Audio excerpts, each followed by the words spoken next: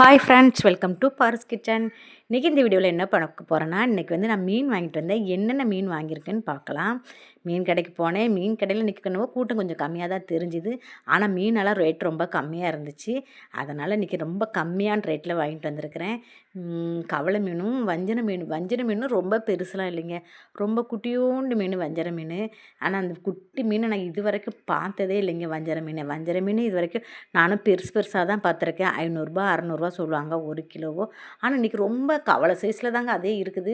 இது நான் எடுத்து போட்டது கவலை. அது ஒரு 50 ரூபாய்க்கு வாங்கினேன். கவலை குழம்பு வச்சுக்கலான்ட்டு. இது 50 ரூபா மீன் ஒரு 1/2 கிலோ கொடுத்தாங்க. 1/2 கிலோ கொஞ்சம் அதிகமாகவே இருக்கும். அது கொடுத்தாங்க. அதுக்கப்புறம் தான் அதில் மீதி இருக்கிறத உங்களுக்கு காமிக்கிறேனே. இப்போ எடுத்து போட்டிருக்கேன் பாருங்கள், கவலை மீன். இந்த மீன் வஞ்சர மீன் இவ்வளோ கம்மி ரேட்டு கொடுக்குறாங்க. எனக்கும் ரொம்ப ஷாக்கிங் ஆயிடுச்சு. ஸோ வாங்கிட்டு வந்திருக்கேன். எப்படி இருக்குன்னு முதல்ல செஞ்சு பார்ப்போம். இப்போ வாங்கிட்டு வந்தாலும் உங்களுக்கு முதல்ல வீடியோ போட்டுடலான்னு போட்டிருக்கிறேன். செஞ்சுட்டு எப்படி இருக்குன்னு எனக்கு சொல்கிறேன் உங்களுக்கு. அது ஒரு வீடியோவை போடுறேன்.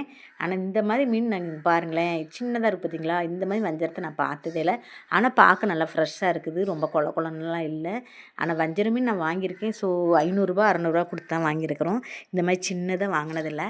இது தலையும் வாழையும் கட் பண்ணி போட்டுட்டு நீங்கள் மிளகாத்தூள் போட்டு வருங்க, சூப்பராக இருக்கும் அப்படின்னு அந்த மீன்கார அக்கா சொன்னாங்க. ஸோ நான் அதனால் வாங்கிட்டு வந்திருக்கேன். எப்படி வரும்னு தான் எனக்கு தெரியல, டவுட்டாக இருக்குது. ஆனால் கவலை மீன் நல்லா இருக்குது 50 ரூபாய்க்கு. இது குழம்பு வைக்கலாம். கவலை மீன் எப்பவும் போல் சூப்பராக இருக்குது. அது கவலை மீன் எப்பவுமே நாங்கள் குழம்பு வைக்கிறனால எனக்கு அது ரொம்ப பிடிச்சிருக்கு. வஞ்சரம் தான் எப்படி இருக்குதுன்னு தெரியல, டவுட்டாக இருக்குது.